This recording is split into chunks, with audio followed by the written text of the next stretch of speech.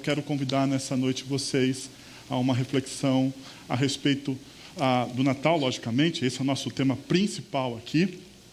Mas antes da gente entrar no texto bíblico, eu queria convidar você a responder uma pergunta. Eu não sei se você já fez um exercício de rever a sua história, né? Ou de escrever a sua história. Há um tempo atrás, eu estava em um retiro de jovens pastores, e um dos preletores ali do retiro deu uma folha para nós com 20 pontos, onde nós deveríamos descrever 10 momentos excepcionais da nossa vida e 10 momentos muito tristes na nossa vida e colocar isso numa timeline, como se fosse a nossa biografia. Como é difícil isso, não é? Não sei se você já fez esse exercício. A gente muitas vezes não gosta de fazer, né, esse tipo de exercício, de fazer uma reflexão a respeito da nossa história. Então, eu queria perguntar para você, se hoje você tivesse que contar a sua história, como você começaria? Se hoje você tivesse que contar a sua história, elencar aí os 10 pontos mais bacanas, os 10 fatos mais interessantes que aconteceram com você e as 10 situações, fatos, ocasiões mais tristes que vieram sobre sua vida, e colocasse isso numa timeline, como você faria? E se essa sua história fosse pública? Daí fica mais difícil, né? Porque algumas questões emergiriam, porque você teria que se perguntar, por exemplo, quais personagens você citaria da sua história? Quais personagens você ia colocar ali? Quais personagens você também iria tirar, né? Quais personagens você omitiria? Porque tem gente que a gente quer esquecer, é ou não é? Tem gente que, se a gente pudesse apagar da nossa vida como uma borracha ali em um lápis, em um caderno, seria maravilhoso. Não é verdade? Quais fatos você dá destaque? Já pensou nisso? Quais fatos você falaria, ampliaria? Porque quando a gente dá destaque é porque a gente amplia, né? Nós queremos, de fato, ser verdadeiros heróis. Não é assim? É assim que acontece com as mídias sociais, né? A gente dá destaque naquilo que a gente quer que as pessoas vejam a respeito da nossa família, da nossa história. O pau pode estar quebrando em casa, mas na hora de colocar uma foto na rede social, todo mundo enxuga as lágrimas, dá aquele sorriso, bate aquela foto e, às vezes, até omite o lugar que está, né? Ou, na localização, coloca um lugar que você não está, só para todo mundo olhar. Nossa, que legal, ele está lá. Não é assim? Ou, quais fatos você omitiria? Aquelas coisas que você gostaria de empurrar por baixo do tapete da sua vida, que você fala assim, irmão, se alguém souber a respeito disso, não seria legal. Não seria bom. Não seria bom. Eu não sei se vocês sabem, mas isso acontecia muito na história antiga. Né? Os historiadores, os grandes governos da história antiga, eles tinham seus próprios historiadores. Os reis pagavam alguns escritores para escreverem as suas histórias, as suas crônicas. Nós temos as crônicas dos textos bíblicos, e isso não é um gênero literário específico da Bíblia. Isso é um gênero literário mundial. Todos os grandes governantes da história, todos os grandes reis, eles tinham seus cronistas pagos. Daí eles colocavam o que eles queriam. Assim aconteceu também no Império Romano, Flávio Josefo. Flávio Josefo, um judeu, historiador, pago pelo Império Romano para escrever a respeito de como o Império Romano era bom com o povo judeu. Mas se você olha da perspectiva dos judeus daquela época, você percebe que o Império não era tão bom assim.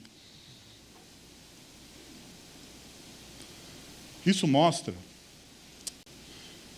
que muitas vezes a história depende do ângulo e de quem está escrevendo. Mas eu queria convidar vocês, então, a refletir sobre, talvez, a grande história do Natal. Porque se você fragmenta a Bíblia e diz que o Natal é simplesmente um evento ali pontual do nascimento de Jesus, você está desperdiçando toda uma outra grande história que começa desde Gênesis capítulo 1 até o nascimento de Jesus, que tem o seu grande ápice na cruz de Cristo, no seu sacrifício, e a qual hoje a gente aguarda o retorno dele. Essa é a história, essa é a verdadeira história que nós estamos inseridos. Então, eu gostaria de convidar vocês para a leitura do texto mais emocionante que existe nas Escrituras, uma genealogia. Vocês não acham que os textos mais emocionantes que tem na Escritura é quando você vai ler assim, fulano casou com ciclano, gerou Beltrano, teve filhos e filhas e morreu? Se você já leu Levíticos, você vai ver que Levíticos é um livro sensacional de histórias. Eu sei, a gente não gosta muito, a gente passa rápido. Se você já teve o desafio de ler a Bíblia por inteira, você fala assim, meu Deus, chegou a hora desse livro. E você fingiu que leu, ok? Você olhou e falou assim, é tudo igual, gerou. O único verbo que tem ali é gerou, né? Então, mas sobre cada nome ali, por trás de cada nome, existe uma história riquíssima. Eu queria mostrar isso para vocês, lendo, lógico, que nessa proximidade com o Natal, nessa véspera de Natal, eu queria convidar você a ler a genealogia de Jesus comigo, que diz o seguinte, que está em Mateus. Antes de lê-la, deixa eu dizer uma coisa para você. Existem duas genealogias de Jesus. Uma que está no Evangelho de Lucas e outra que está no Evangelho de Mateus. A do Evangelho de Lucas, ele começa de trás para frente. Ou de frente para trás, alguma coisa assim. Bom, você lê lá depois. Ela é mais completa. Ela é mais completa. E ela é uma genealogia mais clássica. Em Mateus, nós temos uma genealogia um pouco mais concisa, mas muito, muito diferenciada, porque nós temos que lembrar que Mateus ele está escrevendo principalmente o seu evangelho para o povo judeu. E isso é um arcabouço ao qual a gente não pode esquecer. E ela é riquíssima, riquíssima. Bom, vamos lá. Registro da genealogia de Jesus, Cristo, filho de Davi, filho de Abraão. Abraão gerou Isaque, Isaque gerou Jacó, Jacó gerou Judá e seus irmãos. Judá gerou Pérez e Zera, cuja mãe foi Tamar. Pérez gerou Esrom. Esrom gerou Arão, Arão gerou Aminadab. Esse é um ótimo nome para você botar no seu filho. Aminadab gerou Naasson, Naasson gerou Salmão, Salmão gerou Boaz, cuja mãe foi Raabe. Boaz gerou Obed, cuja mãe foi Ruth. Obed gerou Jessé, e Jessé gerou a Davi. Davi gerou Salomão, cuja mãe tinha sido mulher de Urias. Salomão gerou Roboão, Roboão gerou Abias, Abias gerou Asa, Asa gerou Josafá. Josafá gerou Jorão, Jorão gerou Uzias, Uzias gerou Jotão, Jotão gerou Acás, Acás gerou Ezequias, Ezequias gerou Manassés, Manassés gerou Amon, Amon gerou Josias. E Josias gerou Jeconias e seus irmãos no tempo do exílio na Babilônia. Depois do exílio da Babilônia, Jeconias gerou Salatiel, Salatiel gerou Zorobabel, Zorobabel gerou Abiúde. Abiúde gerou Eliaquim, Eliaquim gerou Azor, Azor gerou Sadoc, Sadoc gerou Aquim, Aquim gerou Eliúde, Eliúde gerou Eleazar, Eleazar gerou Matã, Matã gerou Jacó. E Jacó gerou José, marido de Maria, da qual nasceu Jesus, que é chamado Cristo. Assim, ao todo houve 14 gerações de Abraão a Davi, 14 de Davi até o exílio na Babilônia e 14 do exílio até o Cristo. Deixa eu colocar para vocês algumas ponderações culturais a respeito desse gênero literário da genealogia. Na cultura do primeiro século, a genealogia era tida como um currículo de apresentação do seu status social. Então, se você, no primeiro século, lógico, né, naquela cultura, você não tinha um currículo vitae, você não sabia, você não tinha isso. Então, para onde a pessoa olhava para saber as suas competências, o seu status social, ela olhava para a sua genealogia. Genealogia. Ainda, na cultura do primeiro século, a genealogia lhe atribuía identidade, ou seja, a sua história era marcada pelos atos dos seus predecessores. Isso é estranho até para a gente numa cultura tão individualista quanto a nossa, né? Mas numa cultura onde a família, onde o patriarcado era o centro, isso é altamente relevante, porque as pessoas olhavam para a sua família e diziam assim, esse cara é gente boa, olha o que o pai dele fez na história. Olha só isso aqui, olha quem faz parte da família dele. Ele não presta, Olha fulano, olha o que ele tem aqui.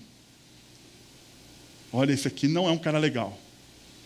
Então, a genealogia oferecia essas interpretações sociais naquela sociedade. Ainda, para isso ficar bem claro, Herodes o Grande expurgou diversos nomes de sua genealogia pública por não querer que ninguém soubesse a ligação existente entre eles. Então, Herodes, um grande rei dos judeus, posto, lógico, pelo Império Romano,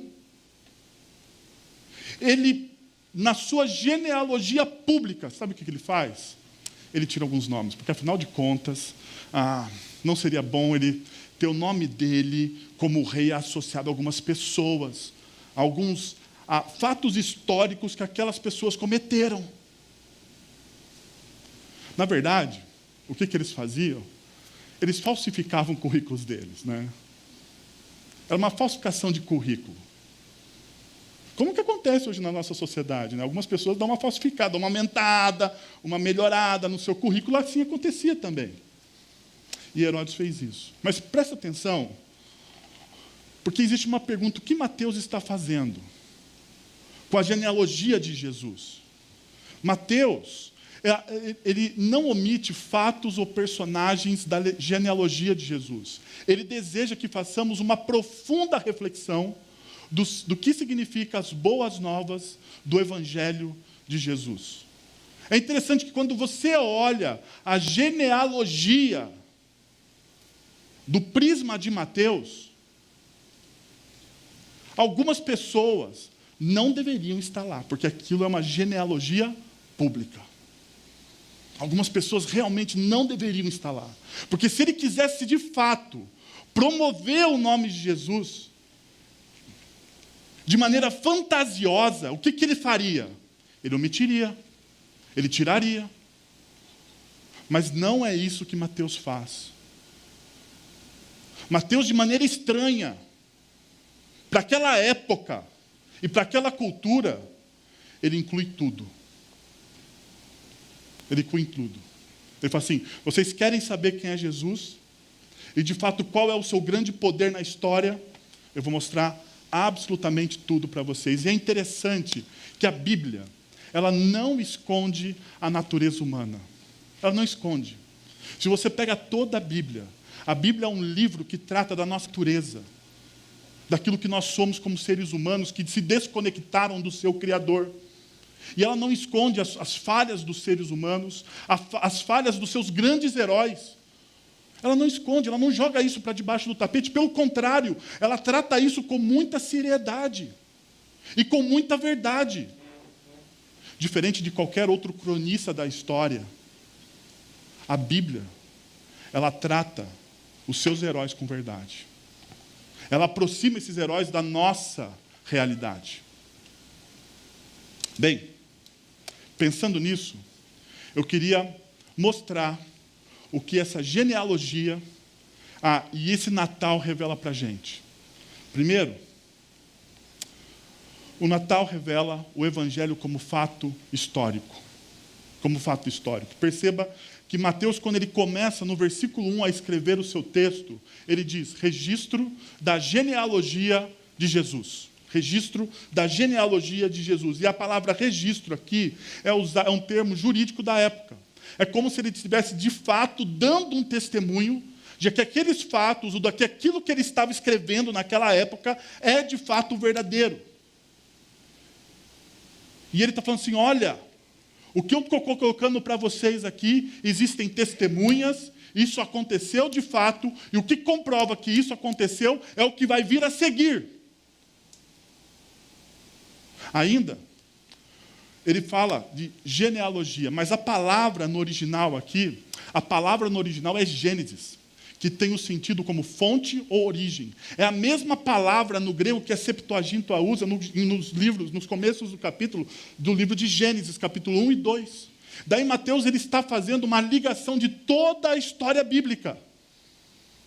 Assim como Deus, no início, criou tudo através da sua palavra, na Gênesis do mundo, neste momento, Deus está recriando as coisas através de Cristo Jesus. É uma nova Gênesis na história.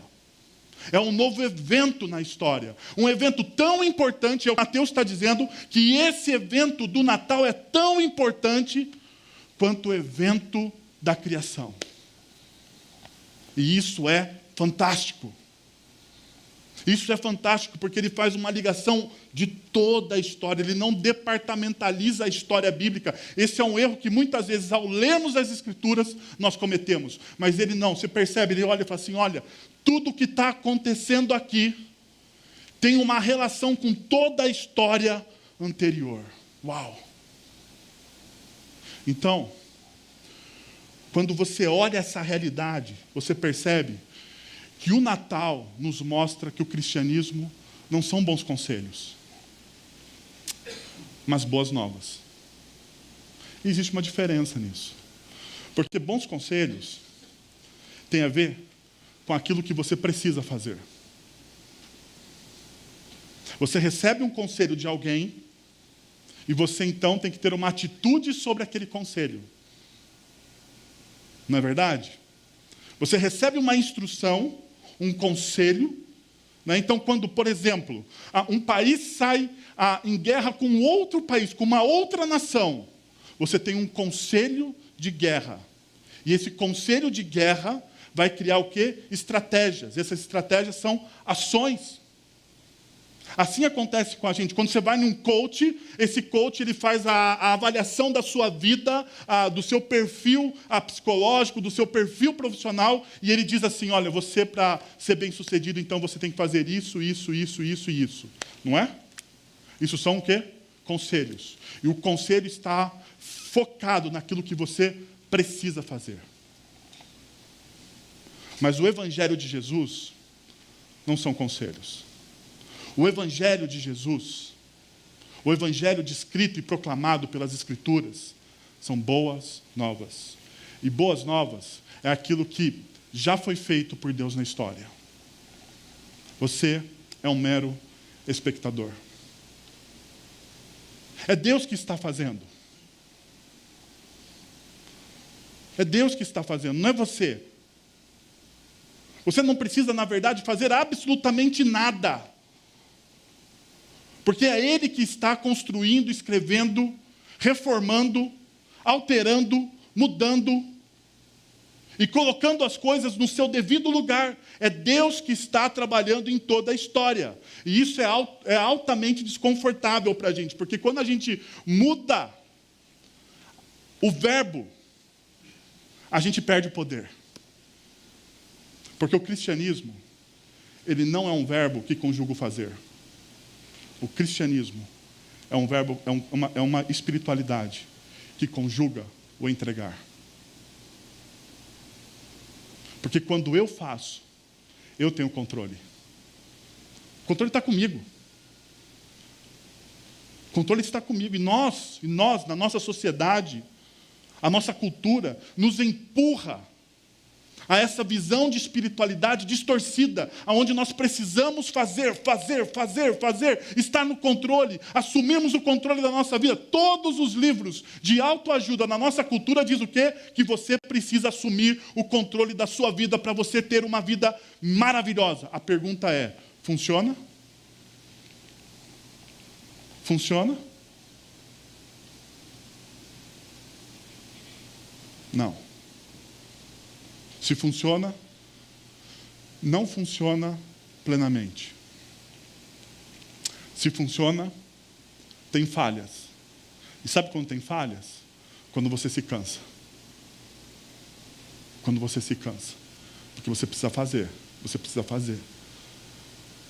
Mas a verdadeira espiritualidade cristã, ela diz que você precisa entregar. Entregar a sua vida, entregar a sua família, entregar o seu coração, entregar os seus bens, entregar tudo que você é. É assim que o Evangelho funciona. É assim que o Evangelho funciona. Se você perceber todos os discursos de Jesus no Evangelho, a única coisa que Jesus pede às pessoas é entrega. É entrega. Me entrega quem você é. Me entrega o seu coração. Me entrega as suas famílias. Deixa eu ajudar você a cuidar dessas coisas. Vinde a mim, vós que estáis cansados e sobrecarregados. Me entrega o seu fardo. Me entrega, porque você anda cansado. E você anda cansado porque você fica conjugando o fazer, e você não suporta mais isso. Então pare e entregue. Tim Keller, ele diz o seguinte: eu diria que outras religiões e muitas igrejas, ao falarem sobre salvação, entendem-na e proclamam-na como um conselho. Salvação, algo pelo que você tem de trabalhar e lutar. Salvação é algo pelo que você tem de trabalhar e lutar, que você tem de alcançar. Só acontece se você orar, obedecer ou transformar sua consciência. Mas o evangelho cristão é diferente. Os fundamentos das grandes religiões afirmam, de um jeito ou de outro, eu estou aqui para lhe mostrar o caminho para a realidade espiritual. Façam tudo o que eu digo. Isso é conselho. Jesus Cristo, o fundador do cristianismo, vem e diz: sou a realidade espiritual em pessoa. Você jamais conseguirá me alcançar, ou seja, não vamos conseguir chegar perto dele com o nosso fazer. Por isso, ele teve que descer aqui para sinalizar a nossa entrega. Isso é novidade, isso é boas novas. Quando você olha o Evangelho de João, você percebe que Jesus, ele diz: eu sou o pão da vida, eu sou a luz do mundo, eu sou a porta, eu sou o bom pastor, eu sou a ressurreição, eu sou o caminho, a verdade e a vida, eu sou a videira verdadeira. Jesus, ele não fala a respeito de outros, ele fala dele mesmo. Eu sou pleno. E quando você entra em contato comigo, você recebe essa plenitude.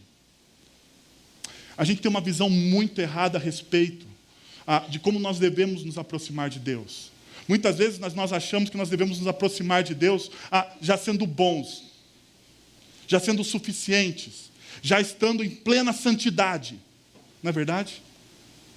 As pessoas dizem assim: eu não sou muito digna, eu não sou muito bom, eu não mereço. E nós achamos que os nossos pecados contaminam a santidade de Deus, que é um absurdo. Porque na história do Natal ele revela que ele entra na história e ele entra em contato com gente imperfeita, e isso não contamina a sua santidade.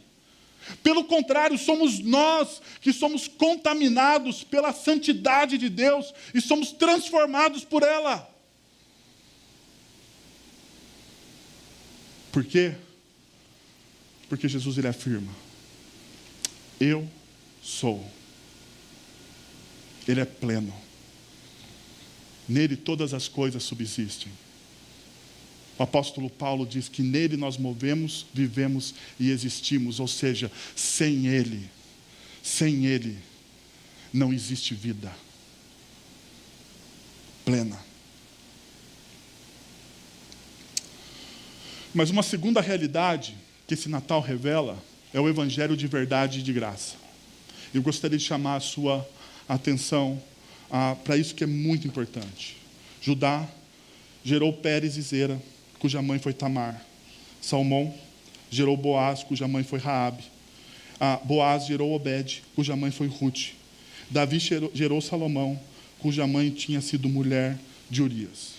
Antes da gente entrar em algumas características desses personagens, deixa eu mostrar alguma coisa para você a respeito da cultura e de genealogia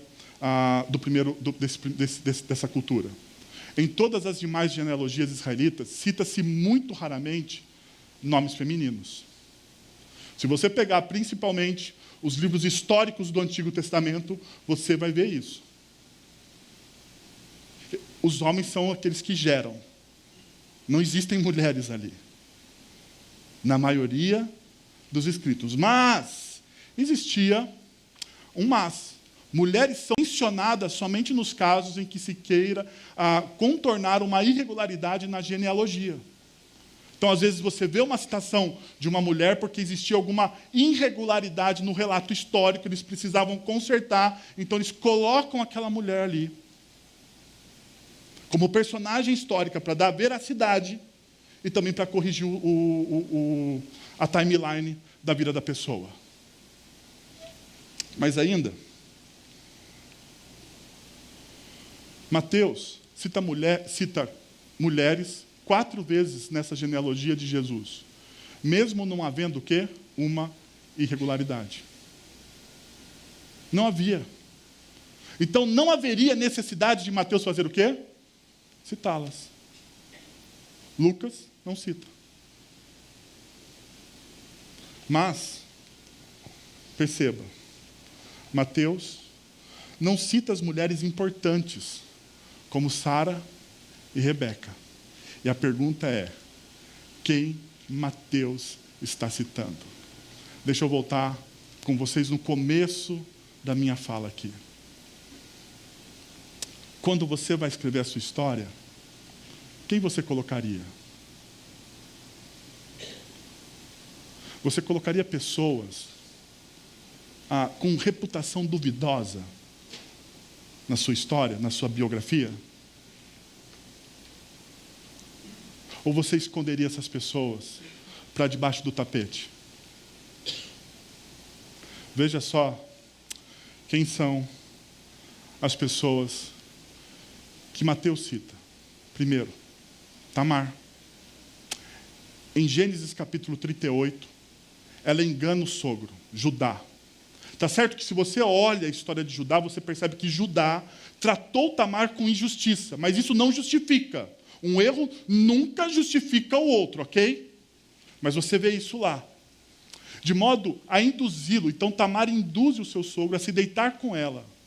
Foi um ato de incesto, contrário a toda a Bíblia e a lei de Deus. Então Tamar, o filho que Tamar gerou de Judá, que está na genealogia de Jesus, é um ato de incesto. Bom, vamos para Raabe. Raabe, ela não era só cananeia, como também o quê? Prostituta. É interessante quando você olha em Hebreus, na Galeria da Fé, ele fala Raabe, a prostituta. E ela está lá na Galeria da Fé. Aqui, Raabe também aparece. Uma prostituta. Uma prostituta. Sem falar que ela traiu a sua nação. Porque ela esconde os espias. Ela trai a sua nação. Mas você pode falar assim, ela traiu por uma boa causa. A pergunta é, existe traição por boa causa? Ela traiu. Ainda, Ruth era pagã e moabita. Como pessoa, ela é até aceitável, porque quando você lê a história de Ruth, você fala assim, ok, Ruth é legal. Né? Ela se compadece lá de Noemi, ela fala umas palavras bonitas. Poxa, Ruth, sim, é uma pessoa bem bacana. Mas, como pagã e moabita, ela é singularmente pecadora. Basta verificar como se dá origem ao povo, o povo moabita no capítulo 19 de Gênesis. E daí no capítulo 19 conta a história de Sodoma e Gomorra, de Ló, e a história onde Abraão tem que interceder para que Deus salve os justos que estão em Sodoma e Gomorra, porque Deus vem falar com Abraão, olha, eu vou destruir Sodoma e Gomorra, daí Abraão começa a interceder, Senhor, se tiver 100 pessoas justas, ele diz, eu não vou destruir, se tiver 10, se tiver... E daí, bom, chega um momento, Deus envia alguns mensageiros até Sodoma e Gomorra, e eles salvam Ló. Ló sai da cidade com a sua família. A mulher de Ló olha para trás, ela se transforma em quê? Em estátua de sal. E daí Ló com suas 2 filhas fogem para as montanhas. Lá nas montanhas, as meninas olham e falam assim, nós não temos homens, a nossa família vai acabar, a gente precisa dar um jeito nisso. Então elas embriagam o pai e se deitam com seu pai. E os moabitas são descendentes também de um incesto. Por isso, eles eram impuros. Bom, mas não acaba por aí. Tem a última personagem. Mas você percebeu, né? Que família bacana. Hã? Que descendentes legais, né? Todo mundo gostaria de ter isso. Mas tem a mulher de Urias, que é Betseba. E a história dela é contada em 2 Samuel, capítulo 11, a partir do versículo 26. Você provavelmente já ouviu essa história, se você tem alguma familiaridade com a fé cristã. Você já ouviu essa história e você já ouviu falar que Davi era o homem segundo o coração de Deus, não é? E daí você romantiza, porque um homem segundo o coração de Deus não é capaz de práticas cruéis. Ou é? O que vocês acham? Davi, um dia ele está no alto do seu castelo. No alto do seu castelo. E ele está olhando lá, como é que está o seu reino, o seu exército está em guerra. E ele deveria não estar no seu castelo, ele deveria estar comandando o seu exército, porque esse era o costume.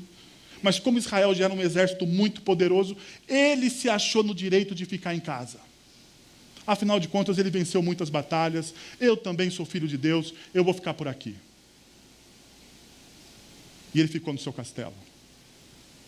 E dizem que os castelos são muito perigosos. São muito perigosos. E ele está no alto do seu castelo, ele olha para o lado, ele vê a casa de Betseba, e naquele momento Betseba está se banhando. Ele não pensa 2 vezes. Se você ler o texto, ele não pensa 2 vezes. Ele manda buscar Betseba porque ele é o rei. Betseba não tem opção de dizer não. Ele é o rei. E ele abusa do seu poder como rei. E se deita com Betseba. Só que tem um problema. Betseba tem um marido chamado quê? Urias. A pergunta é, quem é Urias? Será que Urias é alguém desconhecido de Davi? Que não tinha uma relação de intimidade, que não tinha uma relação de amizade? Será que Urias é alguém que Davi não conhecia? Pelo contrário. Urias é alguém que deu a vida por Davi. Nós precisamos olhar um pouco mais além deste capítulo, quando Davi estava foragido do rei Saul. Um grupo de homens o acompanhou até o deserto. Esse grupo pôs a vida em risco para protegê-lo. Foram chamados de guerreiros de Davi. Urias era um deles. Uau!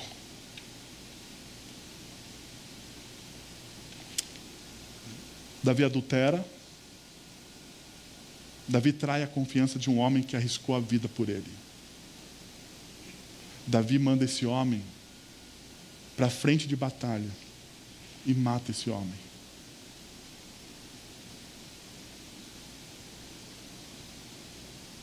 Esse é o homem segundo o coração de Deus.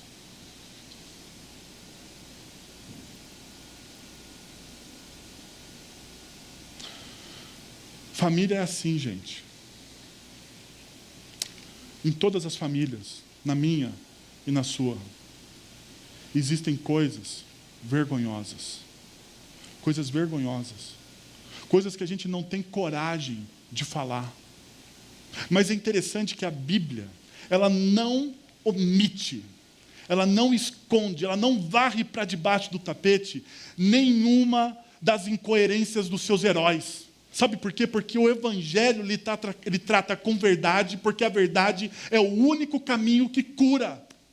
É o único caminho que cura. Enquanto nós pegarmos as nossas incoerências, as nossas dificuldades, as nossas lutas familiares ou pessoais e empurrarmos elas para debaixo do tapete, nós não vamos ser curados.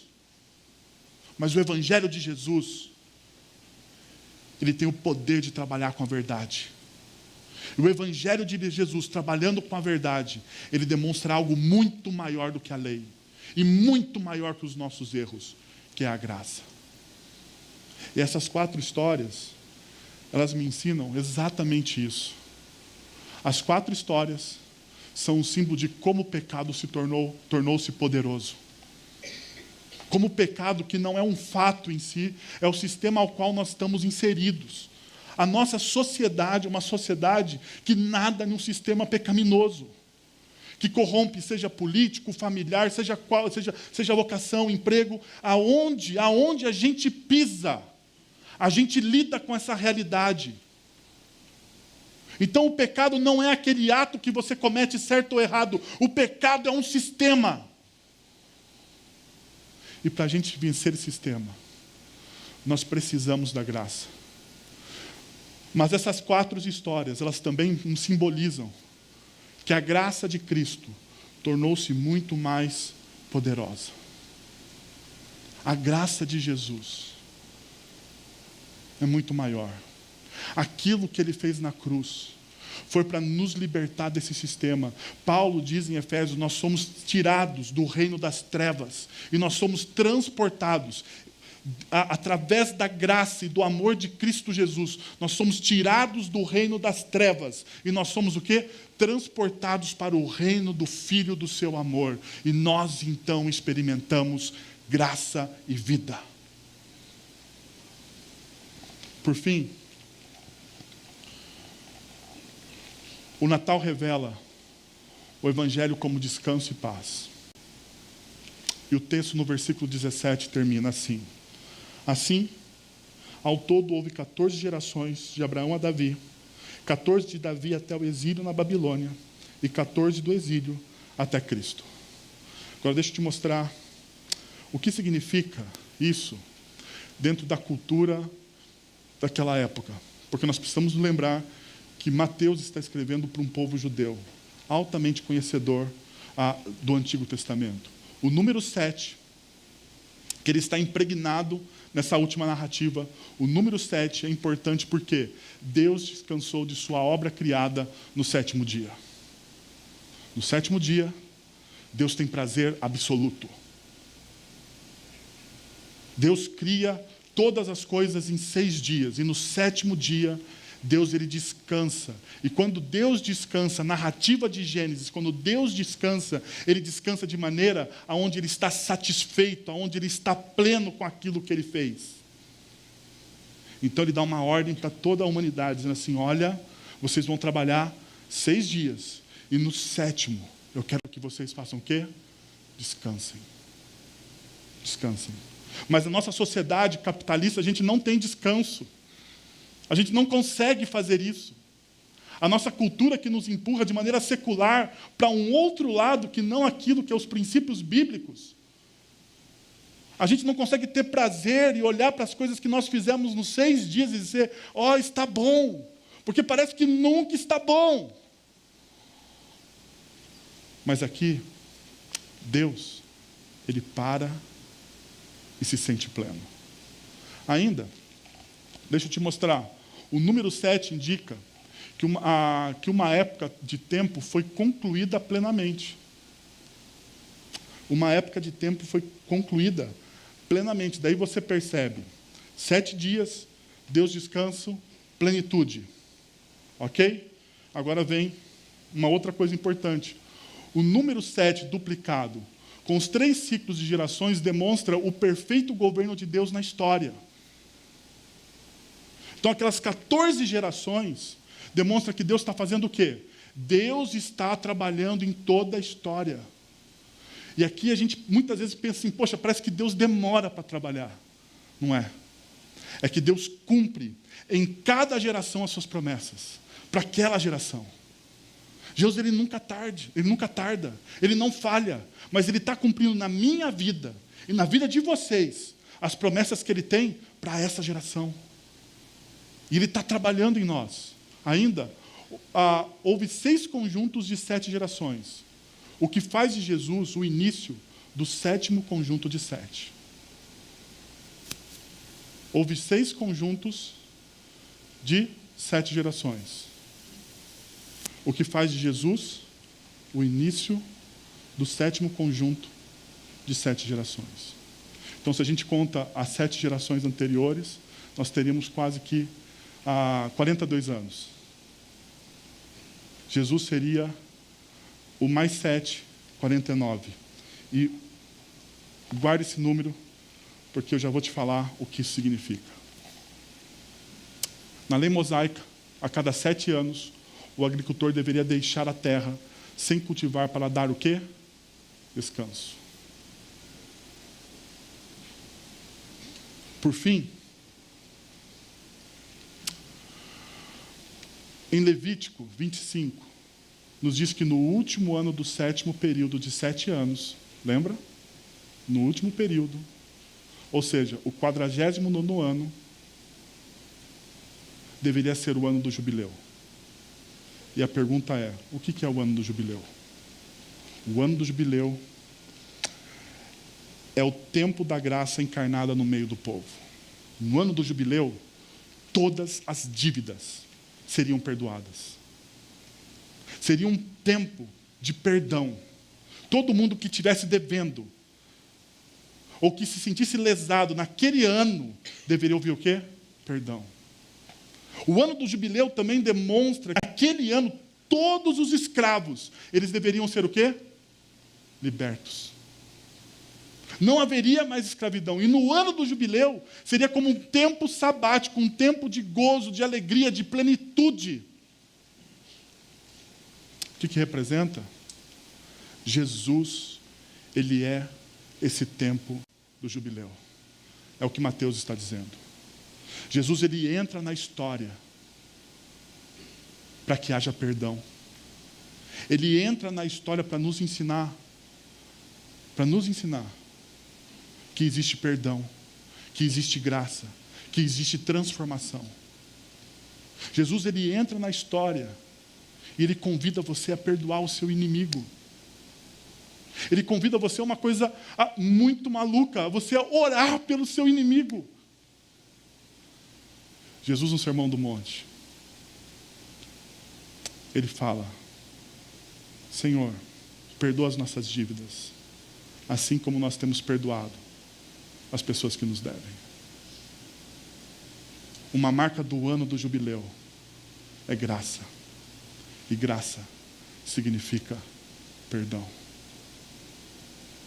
Natal, ele significa que você foi perdoado na cruz. Que Jesus, ele está pronto para reescrever a sua história. Não importa o quanto você errou. Não importa. O que importa é que a graça dele é muito maior que os nossos pecados. Por fim, gostaria de convidar vocês a primeiro, abrace o Evangelho, não como bons conselhos. Não como os bons conselhos, porque você não vai conseguir. Você não vai conseguir. Mas eu quero convidar você a abraçar esse Evangelho como um fato histórico de boas novas. Deus entrou aqui na história, ele rompeu na história. Ele se fez frágil como uma criança, para te mostrar perdão, para te mostrar que um Deus da eternidade, um Deus criador de todas as coisas, que faz a gênesis no mundo, que traz à existência coisas que não existem, Deus, Ele fez isso por você. Então não abrace o Evangelho como bons conselhos. Abrace o Evangelho como as boas novas de Deus para a sua vida. Segundo, deixe que Jesus reescreva a sua história através da sua verdade e graça. Pare de lutar. Entregue. Existe um salmo que ele diz: parem de lutar, descansem e saibam, experimentem que eu sou Deus. Você tem lutado com a sua história. Você tem lutado às vezes com fendas na sua alma e no seu coração que você não consegue tirar. Assim como eu. Talvez seja a hora de você deixar Jesus reescrever isso para você.